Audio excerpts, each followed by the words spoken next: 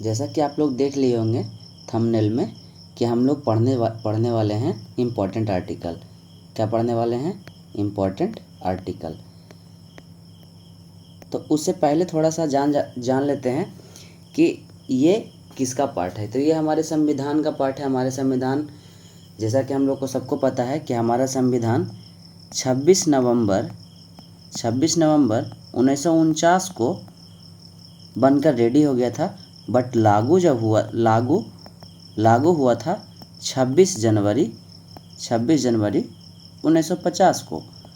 तो जिस समय हमारा संविधान बन के जब रेडी हो गया था, उस समय हमारा संविधान में उसको बोलेंगे मूल संविधान। कौन सा संविधान? मूल संविधान।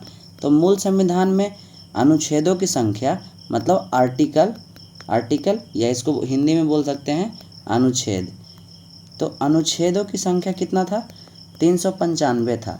395 था, बट कुछ संशोधन करके बहुत संशोधन हुआ है। तो संशोधन करके हमारा आर्टिकल कितना हो गया? 448 हो गया, मतलब 448 आर्टिकल हो गए।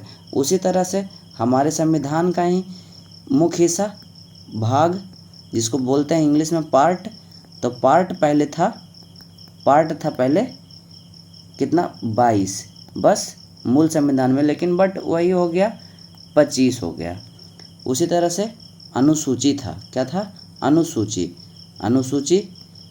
तो अनुसूची हमारे मूल संविधान में 8 थे, बट अभी का डेट में कितना है? 12 है। तो ये कुछ इम्पोर्टेंट रहा आपका इंट्रोडक्शन। अब हम लोग सिर्फ पढ़ेंगे केवल और केवल इम्पोर्टेंट आर्टिकल। तो इम्पोर्टेंट आर्टिकल पढ़ते हैं, अब स्टार्ट करते हैं। तो आर्टिकल 1 में क्या लिखा हुआ है? आर्टिकल 1 क्या कहता है? अनुच्छेद 1 क्या कहता है? तो अनुच्छेद 1 कहता है संघ का नाम एवं उसका राज्य क्षेत्र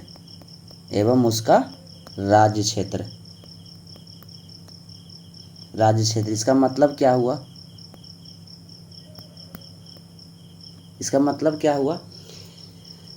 इसका मतलब यह हुआ कि हमारा जो देश है ना, एक संघ है। बीच में से कोई भी, जैसे हमारा 28 राज्य और 8 यूनियन टेरिटरीज हमारे भारत में हैं, तो कोई, ये हमारा संघ है कि यूनिटी बन के हमारा क्या है? यही है संघ एवं उसका राज्य क्षेत्र। इसी आर्टिकल 1 में लिखा हुआ है। आर्टिकल 1 में क्या लिखा हुआ है? संघ एवं उसका राज्य क्षेत्र। कहने का मतलब है कि आप छोड़ नहीं सकते हैं। आप जैसे बिहार हो गया, तो बिहार का भी कहेगा कि हम दूसरा देश बनाएंगे, ये नहीं हो सकता, क्योंकि हमारा देश क्या है? संघ है। क्या है? संघीय है। मतलब कि वही संघ और उसका नाम क्षेत्र, उसी के बारे में आर्टिकल 1 में लिखा हुआ है। आर्टिकल 3 में क्या कहता है? ध्यान रखिएगा, हम लोग सिर्फ केवल और केवल इम्पोर्टेंट आर्टिकल पढ़ रहे हैं। जो महत्वपूर्ण पूछे गए पहले और पूछे जाने के चांस है, वो उस आर्टिकल को पढ़ रहे हैं। तो आर्टिकल 23 में कहता है ना कि नए राज्यों का निर्माण और वर्तमान राज्यों के क्षेत्र के बारे में बताया गया। कहने का मतलब है ना कि जैसे अभी हमारा बिहार बंगाल से टूट के बना, तो बंगाल भी किसका पार्ट था? हमारे इंडिया का पार्ट था। तो हमारे इंडिया का पार्ट से टूट के बना, एक अलग राज्य बना, उसका नामकरण किया गया, नाम बिहार रखा गया। तो यही सब आर्टिकल हमारा 3 में लिखा गया है। आर्टिकल 3 में हमारा क्या लिखा गया है?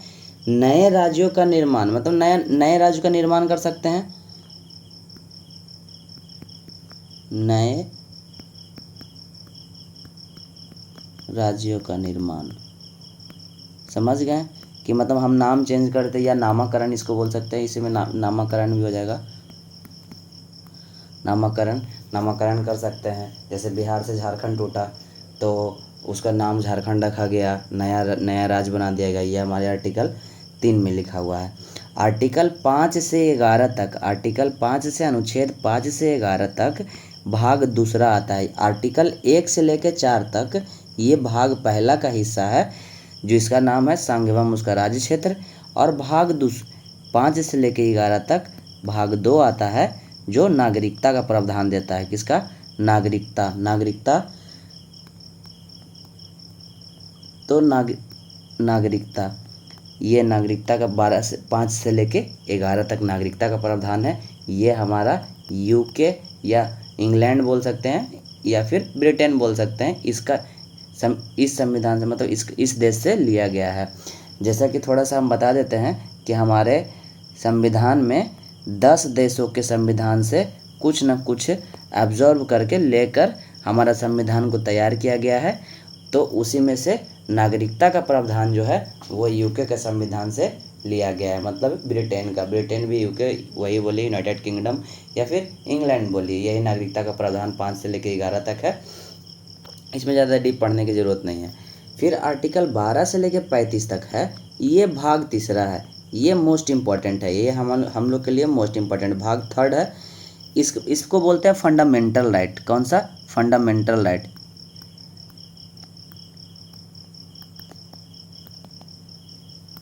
हिंदी में बोलते हैं मौलिक अधिकार।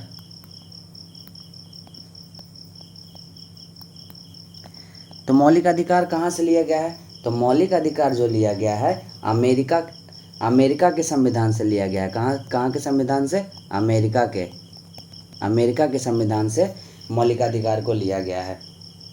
भाग तीसरा फंडामेंटल राइट है। जैसा कि अब पता चल रहा है मौलिक अधिकार हम लोगों का अधिकार है, मौलिक अधिकार। अब देखिए इसी तरह से अब स्टार्ट करते हैं 12 में। आर्टिकल 12 में से स्टार्ट हुआ, तो 12 में परिभाषा दिया गया है। कोई भी डिफिनेशन, कोई भी चीज़ पहले पढ़ते हैं तो उसके बारे में डिफिनेशन पढ़ते हैं।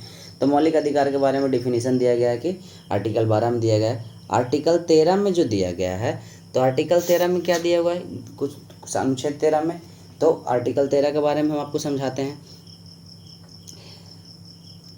इसका एक सटीक वर्ड अगर हम समझाने के लिए इसको लिखते हैं अल्पीकरण। समझाते हैं इसका मतलब अल्पीकरण मतलब कि जैसे कोई भी नागरिक हो भारत का और आपके फंडामेंटल राइट को उल्लंघन कर रहा है, मतलब कि आपके फंडामेंटल राइट के साथ खिलवाड़ कर रहा है आपको, तो उस सिचुएशन में क्या हो जाएगा ना, उसका फंडामेंटल राइट को नल कर दिया जाएगा। नल और अवॉइड माना जाता है, मतलब कि उसका कोई वैल्यू नहीं है। आपका फंडामेंटल राइट को हमेशा हर हालत में ध्यान रखना ही रखना है। ये हमारा फंडामेंटल राइट का आर्टिकल 13 में कहता है, आर्टिकल 13 में कहता है। आर्टिकल 14 क्या है? तो आर्टिकल 14 है विधि की समझ समानता। क्या है? विधि के समझ समानता। इसका मतलब ही समझाते हैं, समझ समानता मतलब इक्वलिटी बिफोर लॉ। इसका इंग्लिश हुआ इक्वलिटी बिफोर लॉ। तो ये है क्या कहने का मतलब, हमारे देश का जितना भी नागरिक हैं सबके लिए कानून समान है। यह हमारा अनुच्छेद 14 कहता है। अनुच्छेद 15 क्या कहता है? तो अनुच्छेद 15 कहता है कि किसी का धर्म, जाति, लिंग या जन्म स्थान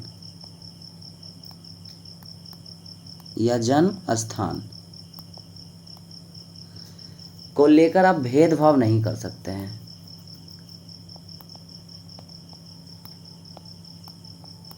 नहीं कर सकते हैं। ये हमारा आर्टिकल 15 में लिखा हुआ, अनुच्छेद 15 में लिखा हुआ है कि जाति, धर्म, लिंग या जन्म पर भी आप किसी के साथ भेदभाव नहीं कर सकते हैं।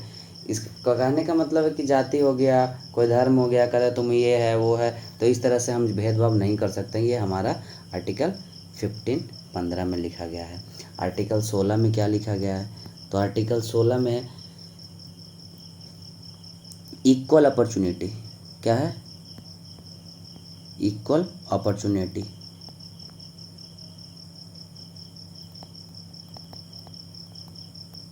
इक्वल अपॉर्चुनिटी मतलब कि सबको बराबर अपॉर्चुनिटी दिया जाएगा।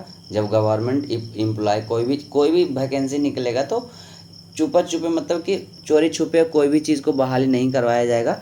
आप लोग को बता के किया जाएगा, हम लोग को बता के किया जाएगा। ये हमारा होता है इक्वल अपॉर्चुनिटी, मतलब सबको समान मिलेगा, इक्वल अपॉर्चुनिटी मिलेगा। आर्टिकल 17 सबसे ज़्यादा इम्पोर्टेंट है, हमेशा इससे हर एक एग्ज़ाम में एक क्वेश्चन ये रहता ही रहता है डायरेक्ट। तो ये है अस्पृश्यता का अंत। अस्पृश्यता का मतलब अनटचबिलिटी, एवोल्यूशन ऑफ अनटचबिलिटी। तो ये है क्या, कहने का मतलब है छुआछूत। छुआछूत समझते होंगे, पहले पहले के ज़माने में छुआछूत बहुत समझता था, ये वो है, ऐसे है वैसे है। तो इस तरह से हम लोग छुआछूत का इसमें अंत किया है, अस्पृश्यता का अंत, एवोल्यूशन ऑफ अनटचबिलिटी। ये हमारा आर्टिकल 17 में लिखा हुआ है। फिर है आर्टिकल 18। आर्टिकल 18 में क्या लिखा गया है, उपाधियों का अंत। किसका अंत, उपाधियों का अंत, कि कोई भी आप उपाधि धारण नहीं कर सकते हैं। अभी देखते होंगे सोशल मीडिया पर लिखता है रंगदार, ये वो। तो इस तरह से कहने का मतलब है कि आप कोई भी टाइटल नहीं आजमा सकते हैं, कोई भी टाइटल को आप एक्सेप्ट नहीं कर सकते हैं। अब टाइटल बस एकेडमिक को छोड़ के 2-3 गो है। एकेडमिक हो गया, आप राष्ट्रीय पुरस्कार से सम्मानित है तो वो, जैसे भारत रत्न हो गया, इस सब से पद्मश्री हो गए, या फिर कोई भी जनरल है, आर्मी में कोई जनरल है तो जनरल बिपिन रावत, ये सब, ये 3 गो को छोड़ के एकेडमिक, आर्मी का, डिफेंस का जो भी है, और आपका भारत रत्न डॉक्टर राजेंद्र प्रसाद लिखते थे, फिर पद्मश्री, इस तरह से आप ये 3 गो को छोड़कर आप कोई भी उपाधि को नहीं आजमा सकते। पहले छत्रपति शिवाजी महाराज लिखा जाता, तो अब छत्रपति ये सब कुछ नहीं, इसलिए उपाधियों का क्या हो गया है, अंत हो गया, एवोल्यूशन ऑफ टाइटल है। आर्टिकल 19 में क्या है, आर्टिकल 19 में भी बहुत इंपॉर्टेंट है। आर्टिकल 19 में है, सीधा से समझिए, बोलने का अधिकार है। क्या है, बोलने का अधिकार, बोलने का अधिकार है। बस एक चीज़ को ध्यान में रखते हुए कि राइट टू स्पीच इसको बोल सकते हैं। एक चीज़ को ध्यान में यही रखना है कि हम जहाँ भी हम अगर बोल रहे हैं तो उससे दूसरा कोई का फंडामेंटल राइट का उल्लंघन नहीं होना चाहिए। अगर हम रोड पे जाके हम बीच रोड पे बोलेंगे तो अगला आदमी जो ट्रेवल कर रहा है उसको तो दिक्कत हो रहा है, तो उसका फंडामेंटल राइट के साथ उल्लंघन हो रहा है। तो कहने का मतलब है कि इसको जो भी करना है दायरे में रह के करना है, नॉन वायलेंस तरीके से नहीं करना है। जो भी करना है वायलेंस मतलब नॉन वायलेंस तरीके से करना, वायलेंस नहीं होना चाहिए। वायलेंस नहीं होना चाहिए मतलब अहिंसा नहीं होना चाहिए, मतलब कोई भी चीज़ नहीं होना चाहिए जिससे दूसरे का फंडामेंटल राइट का उल्लंघन हो। इसी तरह से आर्टिकल 19 में लिखा गया है, बोलने का अधिकार इसी में है, आपका राइट टू प्राइवेसी का अधिकार इसी में है, right to sleep, right to internet, अभी तो नया नया ऐड हुआ है, तो आर्टिकल 19 में है। आर्टिकल 21 में क्या है, आर्टिकल 21 ऐसा आर्टिकल है जो आपातकाल जब लगता है देश में, उस दरमियान भी आर्टिकल 21 को कैंसिल नहीं कर सकते हैं। बाकी जितना भी आर्टिकल है सबको आपका जो भी फंडामेंटल राइट है सबको अवॉइड कर दिया जाएगा, लेकिन आर्टिकल 21 को नहीं। तो आर्टिकल 21 में है क्या है वैसा, तो प्राण एवं दैहिक स्वतंत्रता। क्या है, प्राण एवं दैहिक स्वतंत्रता, राइट टू लिबर्टी, आपको ज़िंदगी जीने का अधिकार है, आपको मरने का अधिकार नहीं है।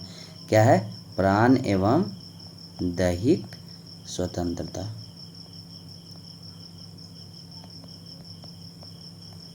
ये ध्यान रखिएगा, प्राण एवं दैहिक स्वतंत्रता आर्टिकल कितना में है, 21 में है, कि आप किसी भी हालत में आप मर नहीं सकते हैं। मतलब सुसाइड करने के लिए बहुत सारे सोचता है, ये भी एक फंडामेंटल राइट का उल्लंघन ही है, आपको ज़िंदगी जीने का अधिकार है। ठीक है। अब आर्टिकल 21 का ए, आर्टिकल 21 का ये जब 86वां संविधान संशोधन हुआ था, 86 संविधान कॉन्स्टिट्यूशनल अमेंडमेंट हुआ था, तब आपका इसमें राइट टू एजुकेशन, क्या, राइट टू एजुकेशन मतलब शिक्षा का अधिकार, शिक्षा का अधिकार जोड़ा गया था। शिक्षा का अधिकार कहने का मतलब है कि 6 से 14 साल के बच्चों के लिए, 6 से 14 साल के बच्चों के लिए अनिवार्य शिक्षा, ये हमारा आर्टिकल 21 के ए में जोड़ा गया है। आर्टिकल 23 में क्या है, तो आर्टिकल 23 में आपका है कि मानव तस्करी आप नहीं कर सकते हैं। मतलब कि मानव जो होता है कि कुछ यहाँ से मानव को बेच दिया, कोई भी आदमी को बेच दिया, तो इस सब का मानव तस्करी आप नहीं कर सकते हैं। ये आपका लिखा हुआ है आर्टिकल 23 में, मानव का दुर्व्यापार आप नहीं कर सकते हैं।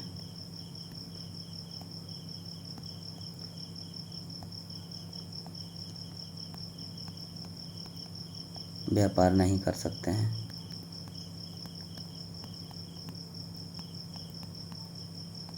यह आर्टिकल 23 में लिखा हुआ है।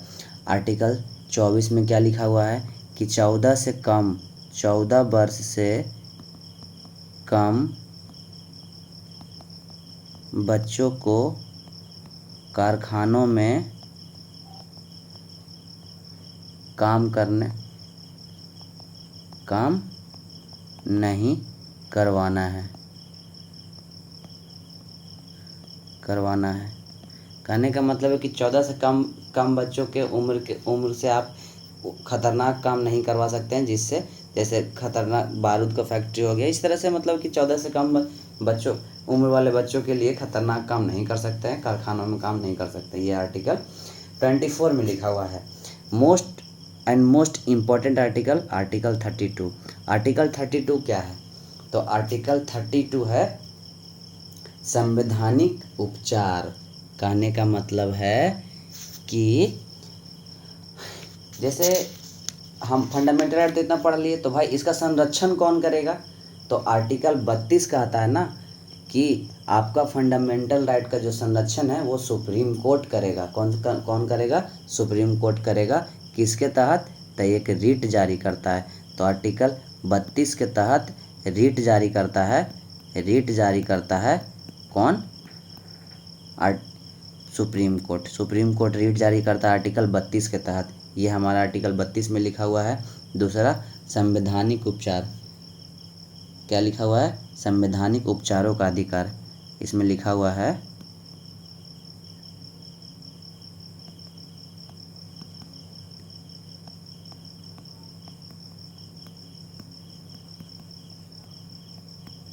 अधिकार।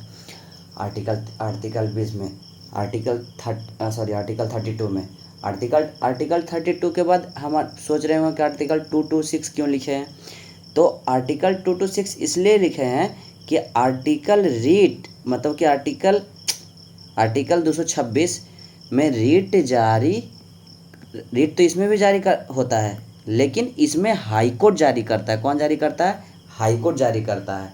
इसमें भी हाई कोर्ट रीट जारी करता है 226 के तहत रीट जारी करता है हाई कोर्ट, और आर्टिकल 32 के तहत रीट जारी करता है सुप्रीम कोर्ट। आर्टिकल 32 में क्या लिखा हुआ है? संवैधानिक उपचारों का अधिकार। आर्टिकल 32 में लिखा हुआ है। आर्टिकल 32 को ही डॉक्टर भीमराव अंबेडकर बोले थे संविधान का आत्मा को आर्टिकल 32 को कहे थे। एक बार थोड़ा सा क्विक रिवीजन कर लेते हैं, उसके बाद ये पार्ट 1 रहेगा, पार्ट 2 आएगा फिर। आर्टिकल 1 कहता है कि संघ का नाम एवं उसका राज्य क्षेत्र। जो भारत हमारा एक संघीय है, भारत हमारा संघ है।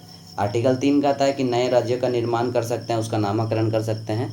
आर्टिकल 5 से लेकर 11 में भाग 2 के बारे में बताया गया। नागरिकता का प्रावधान है। नागरिकता का प्रावधान ब्रिटेन के देश से लिया गया है। आर्टिकल 12 से लेकर आर्टिकल 35 तक, अनुच्छेद 12 से लेकर 35 तक भाग 3 है, जो फंडामेंटल राइट मौलिक अधिकार है, अमेरिका के संविधान से लिया गया है। आर्टिकल 13 में अल्पीकरण मतलब समझ ही गए होंगे। अल्पीकरण मतलब क्या हुआ? अल्पीकरण मतलब हुआ कि आप किसी के फंडामेंटल राइट के साथ उल्लंघन कीजिएगा तो आपका फंडामेंटल राइट को नल एंड वॉइड कर दिया जाएगा। फिर है आर्टिकल 14 क्या है? विधि के समझ समानता मतलब कि कानून सबके लिए बराबर है। आर्टिकल 15 धर्म, जाति, लिंग, जन्म स्थान कुछ भी के साथ आप भेदभाव नहीं कर सकते हैं। आर्टिकल 16 अगर कोई भी गवर्नमेंट में वैकेंसी निकलता है या फिर कोई भी गवर्नमेंट में अपॉर्चुनिटी मिलता है तो सबको इक्वल अपॉर्चुनिटी मिलेगा। आर्टिकल 17 कहता है अस्पृश्यता का अंत, एवोल्यूशन ऑफ अनटचेबिलिटी। आर्टिकल 18 उपाधियों का अंत, एवोल्यूशन ऑफ टाइटल। आर्टिकल 19 बोलने का अधिकार है, लेकिन वह उस क्षेत्र में नहीं है जहाँ पे कि दूसरे को फंडामेंटल राइट का उल्लंघन नहीं होना चाहिए। ये है आर्टिकल 19। आर्टिकल 20 है प्राण एवं दैहिक स्वतंत्रता, मतलब आपको ज़िंदगी जीने का अधिकार है। ये आपका आपातकालीन सिचुएशन में भी ख़त्म नहीं हो सकता है।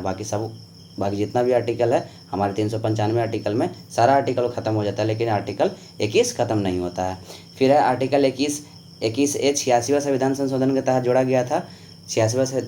2002 में जोड़ा गया था 86वें संविधान संशोधन के तहत राइट टू एजुकेशन मतलब शिक्षा का अधिकार, 6 से 14 साल के बच्चों के लिए अनिवार्य शिक्षा। फिर है आर्टिकल 23 मानव तस्करी आप नहीं कर सकते हैं, मानव का दुर्व्यवहार आप नहीं कर सकते हैं। आर्टिकल 14 में लिखा हुआ है कि 14 से कम, आर्टिकल 24 में लिखा हुआ है कि 14 से कम बच्चों के लिए कारखानों में काम नहीं करवाना है, ये आर्टिकल 24 में लिखा हुआ है। आर्टिकल 32 रीट जारी करता है सुप्रीम कोर्ट और आर्टिकल 226 रीट जारी करता है हाई कोर्ट। आर्टिकल 32 को डॉक्टर भीमराव अम्बेडकर बोले थे संविधान का आत्मा या फिर संवैधानिक उपचारों का अधिकारी यही में है। मतलब संवैधानिक उपचारों का उपचार मतलब सारा संविधान को देख रेख किसके तहत होता है, आर्टिकल 32 के तहत। ये हमारा पार्ट 1 रहा। मिलते हैं नेक्स्ट वीडियो में। धन्यवाद।